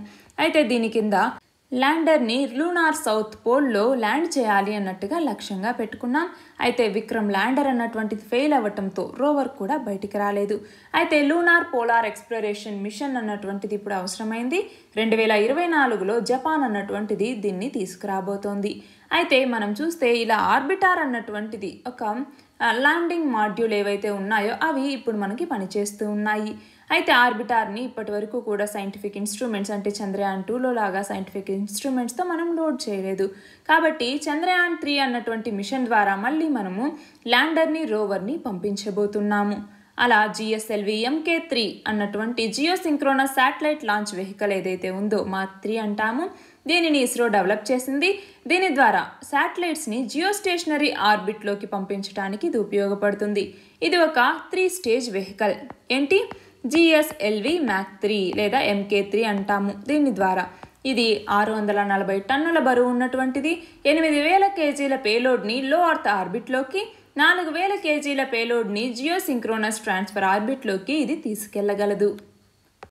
మన నెక్స్ట్ ఆర్టికల్ వచ్చేసి బ్రహ్మోస్ మిసైల్స్కి సంబంధించి బ్రహ్మోస్ ఏరోస్పేస్ ప్రైవేట్ లిమిటెడ్తో ఫిలిప్పైన్స్ ఒక డీల్ని కుదుర్చుకోవటం జరిగింది. ఇందులో భాగంగా బ్రహ్మోస్ సూపర్సోనిక్ క్రూయిజ్ మిసైల్కి సంబంధించిన యాంటీ షిప్ వేరియంట్ ఏదైతే ఉందో దానిని మొదటిసారిగా అంటే ఇండియాకి రష్యాకి రెండింటికి సంబంధించి జాయింట్ ప్రోడక్ట్గా ఈ బ్రహ్మోస్ని తయారు చేస్తూ ఉన్నారు. దానిని ఫస్ట్ ఎక్స్పోర్ట్ ఆర్డర్ అన్నటువంటిది మనకి ఫిలిప్పైన్స్ నుంచి వచ్చింది. ఫిలిప్పైన్స్ అన్నటువంటిది సౌత్ చైనా సీలో ఏదైతే డిస్ప్యూటెడ్ ఐలాండ్స్ ఉన్నాయో ఆ టెన్షన్స్కి సంబంధించి ఈ మిసైల్ని అక్కడ ఇండెక్ట్ చేయాలి అన్నట్టుగా ఫిలిప్పైన్స్ భావిస్తోంది. అందులో భాగంగానే ఈ ఒప్పందాన్ని కుదుర్చుకోవటం జరిగింది. బ్రహ్మోస్ అన్నటువంటిది 2 స్టేజ్ మిసైల్ అంటే సాలిడ్ ప్రొపెల్లెంట్ ఇంజన్ అన్నటువంటిది ఫస్ట్ స్టేజ్లో ఉంటుంది, లిక్విడ్ రామ్జెట్ అన్నటువంటిది సెకండ్ స్టేజ్లో ఉంటుంది. అలాగే ఇది ఒక మల్టీ ప్లాట్ఫామ్ మిసైల్ అంటే దీనిని ల్యాండ్ నుంచి, ఎయిర్ నుంచి, సీ నుంచి అలాగే మల్టీ క్యాపబిలిటీ మిసైల్ నుంచి కూడా పిన్ పాయింట్ యాక్యురసీలో ఈ మిసైల్ని మనము లాంచ్ చేయొచ్చు. అలాగే ఇది ఫైర్ అండ్ ఫర్గెట్స్ అన్నటువంటి ప్రిన్సిపల్ మీద ఆధారపడి పనిచేస్తుంది. అంటే ఏంటి? దీనిని లాంచ్ చేసిన తర్వాత దీనికి ఫర్దర్ గైడెన్స్ అనేది ఇవ్వాల్సిన అవసరం లేదు. రీసెంట్గా మనం చూస్తే ఈ బ్రహ్మోస్కి సంబంధించి అడ్వాన్స్డ్ వర్షన్ని కూడా టెస్ట్ చేయటం జరిగింది. ఇండియా అన్నటువంటిది MTCR అంటే మిసైల్ టెక్నాలజీ కంట్రోల్ రెజిమ్ క్లబ్లో 2016లో జాయిన్ అయిన తర్వాత 450 కిలోమీటర్ల రేంజ్ నుంచి 600 కిలోమీటర్ల రేంజ్కి లేటర్ స్టేజ్లో ఎక్స్టెండ్ అవ్వటం జరిగిందనమాట. బ్రహ్మోస్ మిసైల్ అన్నటువంటిది ఇనీషియల్గా 290 కిలోమీటర్ల రేంజ్లోనే దీనిని తయారు చేశారు. అయితే ఈ మిసైల్ టెక్నాలజీ కంట్రోల్ రెజిమ్ అన్నటువంటిది ఒక ఇన్ఫార్మల్ మరియు వాలంటరీ పార్ట్నర్షిప్. ఇందులో 35 కంట్రీస్ అనేవి ఉన్నాయి. మన నెక్స్ట్ ఆర్టికల్ వచ్చేసి India's first graphene innovation centre గురించి. రీసెంట్గా కేరళ గవర్నమెంట్ అన్నటువంటిది మన దేశంలోనే ఫస్ట్ గ్రాఫీన్ ఇన్నోవేటర్ సెంటర్ని కేరళలో ఉన్నటువంటి త్రిశూర్లో ఏర్పాటు చేయబోతోంది. ఇది ఒక జాయింట్ వెంచర్ అన్నమాట. కేరళలో ఉన్నటువంటి డిజిటల్ యూనివర్సిటీకి అలాగే centre for materials for electronics technology దీనికి అలాగే టాటా స్టీల్ లిమిటెడ్ ఏదైతే ఉందో దీనికి ఈ మూడింటికి మధ్య ఇది ఒక జాయింట్ వెంచర్. అసలు గ్రాఫీన్ ఇన్నోవేషన్ సెంటర్ అంటే ఏంటి? ఇది క్రాస్ ఫంక్షనల్ ప్లాన్. దీని కింద ఏంటి, ఒక న్యూ ఐడియాస్కి సంబంధించి ఒక సేఫ్ హెవెన్ని ఇది క్రియేట్ చేస్తుంది. ఈ ఆపర్చునిటీస్ వల్ల ఇండివిజువల్ కానీ లేదా గ్రూప్ కొలాబరేషన్తో కానీ కొన్ని టైమ్ జోన్స్ మరియు కాంటినెంట్స్తో సంబంధించి అంటే ఈ గ్రాఫీన్కి సంబంధించి క్రియేషన్, షేరింగ్, టెస్టింగ్ ఈ ఐడియాస్కి సంబంధించి ఈ కల్చర్ని తీసుకురావడానికి ఇది ఉపయోగపడుతుంది. India innovation centre for graphene ఏదైతే ఉందో దీన్ని మొత్తం 86.41 కోట్ల రూపాయలతో దీనిని నిర్మించబోతున్నారు. స్టేట్ గవర్నమెంట్ అన్నటువంటిది దీనికి బేసిక్ ఇన్ఫ్రాస్ట్రక్చర్ని ప్రొవైడ్ చేస్తుంది. సెంటర్ అన్నటువంటిది ఇక్కడ గ్రాఫీన్ ప్రోడక్ట్స్ని డెవలప్ చేయడానికి, ఇన్వెస్టర్స్ని అట్రాక్ట్ చేయడానికి హెల్ప్ చేస్తుంది. గ్రాఫీన్ అన్నటువంటిది 1 atom thick layer of carbon atoms. ఇది హెగ్జాగోనల్ లాటైస్. ఇక్కడ చూడండి హెగ్జాగోనల్గా ఎలా అరేంజ్ అయ్యిందో. ఇది థిన్నెస్ట్ అలాగే most electrically thermally conductive material in the world. Flexible, transparent అలాగే ఇన్క్రెడిబ్లీ స్ట్రాంగ్గా ఇది ఉంటుంది. అయితే దీనికి ఎక్స్ట్రాడినరీ ఎలక్ట్రికల్ మరియు ఎలక్ట్రానిక్స్ ప్రాపర్టీస్ ఉన్నాయి కాబట్టి గ్రాఫీన్ని మనం చూస్తే ఇండియంతో రీప్లేస్ చేయొచ్చు. అలాగే OLED అంటే ఆర్గానిక్ లైట్ ఎమిటింగ్ డయోడ్ స్క్రీన్స్లో కూడా ఉపయోగిస్తారు. నెక్స్ట్ ఆర్టికల్ వచ్చేసి వింటర్ ఒలింపిక్స్కి సంబంధించి Russian president, Pakistan prime minister అలాగే 5 ప్రెసిడెంట్ సెంట్రల్ ఏషియా నుంచి వాళ్ళు వింటర్ ఒలింపిక్స్ ఓపెనింగ్కి చైనాకి చేరుకోవటం జరిగింది.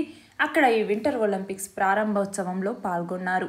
అయితే రష్యన్ ప్రెసిడెంట్ ఏదైతే యుక్రెయిన్ ఆన్గోయింగ్ క్రైసిస్ ఉందో దాన్ని చైనీస్ ప్రెసిడెంట్తో డిస్కస్ చేయటం జరిగింది. చైనా అన్నటువంటిది రష్యాతో క్లోజ్ రిలేషన్స్ని మెయింటైన్ చేస్తుంది. అలాగే పాకిస్తానీ ప్రైమ్ మినిస్టర్ కూడా China Pakistan economic corridor CPEC అంటాము.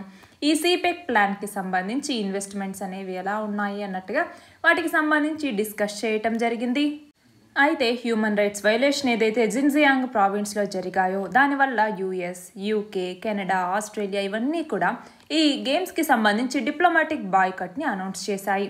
అలాగే మన భారతదేశం కూడా డిప్లొమాటిక్ బాయ్కాట్ని ప్రకటించటం జరిగింది. ఎందుకు అంటే మన ఇండియాకి మరియు చైనాకి మధ్య ఏదైతే కాన్ఫ్లిక్ట్ జరిగిందో అందులో పాల్గొన్నటువంటి కలోనల్ని ఇక్కడ ఈ వింటర్ ఒలింపిక్స్కి సంబంధించి ఇందులో ప్రారంభోత్సవంలో పాల్గొనేలాగా చేయటం వల్ల మాకు సంబంధించినటువంటి అక్కడ చైనాలో ఉన్నటువంటి అధికారి ఎవరైతే ఉంటారో దౌత్య అధికారి ఆయన ప్రతిసారి మనం అందులో పాల్గొనే వాళ్ళం అనమాట. అలా ఈసారి పాల్గొనబోరు అన్నట్టుగా మన ఇండియా డిక్లేర్ చేసింది. మన నెక్స్ట్ ఆర్టికల్ వచ్చేసి నేషనల్ కమిషన్ ఫర్ ఉమెన్కి సంబంధించి రీసెంట్గా 30th ఫౌండేషన్ డే అన్నటువంటిది నిర్వహించారు. ఎప్పుడు జనవరి 31వ తేదీ అనమాట. అయితే ప్రైమ్ మినిస్టర్ మనం చూస్తే ఈ ఉమెన్కి సంబంధించినటువంటి ఎవాల్వింగ్ నీడ్స్ ఏవైతే ఉంటాయో వాటికి సంబంధించి NCW ఖచ్చితంగా బ్రాడన్ చేయాల్సినటువంటి స్కోప్ అనేది ఉంది అన్నట్టుగా చెప్పటం జరిగింది. అయితే ఎందుకు ఇలాగా ఈ స్కోప్ని ఎక్స్పాండ్ చేయాల్సిన అవసరం ఉంది అంటే మనం న్యూ ఇండియా ఏదైతే ఉందో దాన్ని డెవలప్ చేయాలి అంటే ఇది అవసరం. అలాగే సొసైటీ యొక్క ఓల్డ్ థింకింగ్ని మార్చడానికి కూడా ఇది అవసరం. అలాగే ఉమెన్కి అగెనెస్ట్గా క్రైమ్స్ ఏవైతే ఇంక్రీజ్ అవుతూ ఉన్నాయో వాటిని తగ్గించడానికి కూడా ఇది అవసరం. మనం చూస్తే ఫర్ ఎగ్జాంపుల్ డొమెస్టిక్ వైలెన్స్ కావచ్చు, మ్యారీడ్ ఉమెన్కి డౌరీ హరాస్మెంట్ కావచ్చు, అలాగే సెక్షువల్ హరాస్మెంట్ వర్క్ ప్లేస్లో కావచ్చు, రేప్, అలాగే attempt to rape, cyber crimes ఇవన్నీ కావచ్చు. అయితే ఎన్సీడబ్ల్యూ అన్నటువంటిది మనం చూస్తే ఈ కమిటీ ఏదైతే ఉందో ఇది ఉమెన్ యొక్క స్టేటస్కి సంబంధించింది. దాదాపు 5 సంవత్సరాల కిందట ఎన్సీడబ్ల్యూని సెటప్ చేయాలి అన్నట్టుగా మనకి రికమెండేషన్స్ అనేవి ఇచ్చారు. అయితే national commission for women act 1990 national commission for women act 1990 కింద ఎన్సీడబ్ల్యూని స్టాట్యుటరీ బాడీగా 1992 సంవత్సరం జనవరిలో సెటప్ చేయటం జరిగింది. దీనికి ఫస్ట్ కమిషన్ని కాన్స్టిట్యూట్ చేసినప్పుడు చైర్పర్సన్గా జయంతి పట్నాయక్ ఉన్నారు.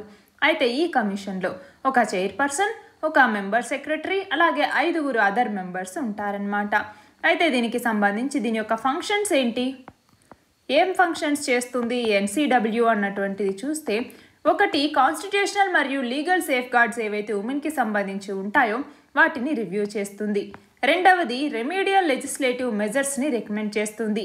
మూడవది ఈ గ్రీవెన్సెస్కి సంబంధించిన రెడ్రెసల్ని ఫెసిలిటేట్ చేస్తుంది. నాలుగవది అన్ని పాలసీ మ్యాటర్స్ ఏవైతే ఉమెన్కి ఎఫెక్ట్ అయి ఉంటాయో వాటికి సంబంధించి గవర్నమెంట్కి అడ్వైస్ ఇవ్వటం జరుగుతుంది. అంతేకాకుండా చైల్డ్ మ్యారేజెస్కి సంబంధించి వీటికి సంబంధించి అవేర్నెస్ ప్రోగ్రామ్స్ని ఇవ్వటం, డౌరీ ప్రొహిబిషన్ యాక్ట్ 1961, అలాగే ప్రీ కన్సెప్షన్ మరియు pre natal diagnostic techniques act 1994, Indian penal code 1860 వీటన్నింటికి సంబంధించి ఆ లాస్ని రివ్యూ చేసి వాటికి సంబంధించిన ప్రోగ్రామ్స్ మీద అవేర్నెస్ని కలిగించడం జరుగుతుంది. మనం చూస్తే ఉమెన్ యొక్క వెల్ఫేర్ కోసం అటు కాన్స్టిట్యూషనల్ సేఫ్ గార్డ్స్ అనేవి ఉన్నాయి, ఇటు లెజిస్లేటివ్ ఫ్రేమ్వర్క్స్ కూడా ఉన్నాయి. కాన్స్టిట్యూషనల్ సేఫ్ గార్డ్స్ ఏమేమి ఉన్నాయి, ఆర్టికల్ 14ని మనం ఒకటి చెప్తాము, రైట్ టు ఈక్వాలిటీ అనేసి ఆర్టికల్ 14 ఒకటి, అలాగే ఆర్టికల్ 15(1) అన్నటువంటిది స్పెషల్ ప్రొవిజన్స్ కొన్ని in favour of women, article 15(3) అన్నటువంటిది కూడా వాటికి సంబంధించి కొన్ని స్పెషల్ ప్రొవిజన్స్ని ఇస్తుంది. అలాగే ఆర్టికల్ 51A అన్నటువంటిది ఉమెన్ యొక్క డిగ్నిటీ గురించి చెప్పటం జరుగుతుంది. అలాగే లెజిస్లేటివ్ ఫ్రేమ్వర్క్స్ ఏమేమి ఉన్నాయి, లెజిస్లేటివ్ ఫ్రేమ్వర్క్స్ అన్నటువంటి వాటిని మనం కనుక చూసుకుంటే, ఒకటి dowry prohibition act, dowry prohibition act 1961, అలాగే protection of women from domestic violence act, domestic violence act 2005, అలాగే sexual harassment at work place act, sexual harassment at women at work place act prevention, prohibition and redressal act 2013 కావచ్చు. అలాగే POCSO చట్టం ఏదైతే ఉందో POCSO చట్టం 2012 కావచ్చు. Women empowerment schemes కోసం Beti Bachao Beti Padhao scheme, one stop centre scheme, Ujjwala అన్నటువంటి స్కీమ్, అలాగే స్వదార్ గృహ అన్నటువంటి స్కీమ్, నారీ శక్తి పురస్కార్, మహిళా పోలీస్ వాలంటీర్స్, మహిళా శక్తి కేంద్రాస్, నిర్భయ, ఇవన్నీ కూడా ఉమెన్కి సంబంధించి తీసుకొచ్చినవి. అలాగే రీసెంట్గా మనం చూస్తే ఎన్సీడబ్ల్యూ యాక్ట్ని అమెండ్ చేయాలి అన్నట్టుగా చెప్తూ ఉన్నారు. మినిమం మ్యారేజ్ ఏజ్ని కూడా ఇంక్రీజ్ చేయాలి 21 సంవత్సరాలకి అన్నట్టుగా. అలాగే ఉమెన్కి సంబంధించి వైలెన్స్ ఏవైతే ఉన్నాయో వాటిని అడ్రస్ చేయడానికి, ఈక్వాలిటీని అచీవ్ చేయడానికి, డెవలప్మెంట్, పీస్ వీటన్నింటిలో ఉమెన్స్కి మరియు గర్ల్స్ యొక్క హ్యూమన్ రైట్స్ని ఫుల్ఫిల్ చేయడానికి, ఎస్డీజీస్లో ఏవైతే ప్రామిస్ చేశారో వాటన్నింటినీ ఫుల్ఫిల్ చేయడానికి మనం ప్రయత్నిస్తూ ఉన్నాము. మన నెక్స్ట్ ఆర్టికల్ వచ్చేసి బాంబ్ సైక్లోన్కి సంబంధించి. ఏంటి ఈ బాంబ్ సైక్లోన్ అంటే, రీసెంట్గా మనం చూస్తే ఈస్టర్న్ యుఎస్లో మనం చాలా ట్రాన్స్పోర్ట్కి సంబంధించి చాలా ఇబ్బందులు అనేది ఎదుర్కోవటం జరిగింది. బాంబ్ సైక్లోన్ అంటే ర్యాపిడ్గా ఒక ఏరియాని ఇంటెన్సిఫై చేయటం, అంటే ఒక వింటర్ స్ట్రామ్ ఏదైతే లో ప్రెషర్ స్ట్రామ్ ఉంటుందో అది లార్జ్గా ఇంటెన్స్గా స్ట్రామ్ ఏర్పడిందంటే దాన్ని మనం అంటే ఏంటి, ఒక హెవీ ప్రెసిపిటేషన్తో సివియర్ థండర్ స్టార్మ్స్ అనేవి వచ్చాయి అంటే వాటిని బాంబ్ సైక్లోన్స్ అనేసి పిలుస్తూ ఉంటాము. దీనివల్ల చాలా హార్మ్ఫుల్ ఇంపాక్ట్స్ అనేవి ఉంటాయి. అసలు ఈ బాంబ్ సైక్లోన్ ఏర్పడటానికి ఉన్నటువంటి రీజన్ ఏంటి అంటే, కోల్డ్ ఎయిర్ మాస్ ఏదైతే ఉందో అది వార్మ్ ఎయిర్ మాస్తో కొలైడ్ అయినప్పుడు, అంటే వార్మ్ ఓషన్ వాటర్స్లో ఆ ఎయిర్ అనేది వచ్చినప్పుడు ఈ బాంబ్ సైక్లోన్ అన్నటువంటిది ఏర్పడుతుంది. ఈ ఫార్మేషన్ అన్నటువంటిది ర్యాపిడ్గా స్ట్రెంథన్ అవుతూ ఆ వెదర్ సిస్టమ్ ప్రాసెస్ ఏదైతే ఉంటుందో దాన్ని బాంబోజెనిసిస్ అని కూడా పిలుస్తూ ఉంటాము. ఇది మిడ్ లాటిట్యూడ్ సైక్లోన్స్లో ర్యాపిడ్గా ఇది ఇంటెన్సిఫై అవుతూ దాదాపు 24 మిల్లీబార్స్ కన్నా తక్కువకి ఇది 24 గంటల్లోనే పడిపోతుంటుంది. మిల్లీబార్ అన్నటువంటిది అట్మాస్ఫెరిక్ ప్రెజర్కి మెజర్గా మనం చెప్తూ ఉంటాము. అంటే హరికేన్స్ ఏవైతే ఉంటాయో ఇవి వార్మ్ సీస్లో ట్రాపికల్ ఏరియాస్లో ఫామ్ అవుతూ ఉంటాయి. అంటే సమ్మర్లో ఏదైతే సీ వాటర్ వార్మెస్ట్గా ఉంటుందో అలాంటప్పుడు హరికేన్స్ ఏర్పడతాయి. కానీ బాంబ్ సైక్లోన్స్ అలా కాదు. కోల్డర్ మంత్స్లో సైక్లోన్స్ ఏవైతే కోల్డ్ మరియు వామ్ ఎయిర్ మీట్ అనేది జరుగుతుందో అప్పుడు ఈ బాంబ్ సైక్లోన్స్ అనేవి ఏర్పడతాయి.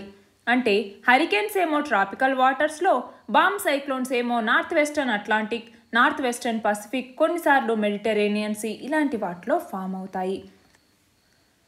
లాస్ట్ ఆర్టికల్ వచ్చేసి సెహత్ ఇనిషియేటివ్కి సంబంధించి మినిస్ట్రీ ఆఫ్ డిఫెన్స్ అన్నటువంటిది ఈ మెడిసిన్స్ ఎవరైతే వెటర్న్స్ అలాగే మిలిటరీ పర్సనల్ సర్వీసెస్ ఉంటారో, ఎవరైతే సర్వ్ చేసి ఉంటారో వాళ్ళకి ఒక ఆన్లైన్ మెడికల్ కన్సల్టేషన్ ప్లాట్ఫామ్ ద్వారా హోమ్ డెలివరీ మెడిసిన్స్ని హోమ్ డెలివరీ ఇవ్వటం జరుగుతుంది. ఆ ప్లాట్ఫామ్ పేరు సెహత్ అన్నటువంటిది. సెహత్ అంటే సర్వీసెస్ ఈ health assistants and tele consultation అంటాము. ఇది ట్రై సర్వీసెస్ కన్సల్టేషన్ అంటే ఏంటి, దీని కింద ఎంటైటిల్డ్ పర్సనల్ మరియు వాళ్ళ యొక్క ఫ్యామిలీస్కి ఈ సర్వీస్ని అందిస్తారు. గవర్నమెంట్ యొక్క డిజిటల్ ఇండియాలో భాగంగా, ఈ గవర్నెన్స్లో భాగంగా డిఫెన్స్ మినిస్టర్ ఈ సెహత్ని మే 2021లో ప్రారంభించటం జరిగింది. దీని కింద ఎవరైతే పేషెంట్స్ ఉంటారో వాళ్ళ యొక్క హోమ్స్కి హెల్త్ కేర్ సర్వీసెస్ని ప్రొవైడ్ చేయడానికి దీన్ని తీసుకురావటం జరిగింది. అలాగే సెహత్ ఓపీడీ అన్నటువంటి దాన్ని కూడా తీసుకురావటం జరిగింది. దీని కింద ఏంటి, పేషెంట్ వాళ్ళ యొక్క డాక్టర్ని ఇంటర్నెట్ ద్వారానే కలుసుకోవచ్చు. అలాగే సెహత్ స్టే హోమ్ ఓపీడీ అన్నటువంటి దానికి సంబంధించి ఈ సంజీవని అని ఏదైతే పోర్టల్ తీసుకొచ్చారో ministry of health and family welfare, అలాగే ఒక సిమిలర్ ఫ్రీ ఓపీడీ సర్వీస్ని ఈ సెహత్ స్టే హోమ్ ఓపీడీ అన్నటువంటి దాని ద్వారా అందిస్తారు. ఇవి ఈ week important articles. All the very best and thank you very much.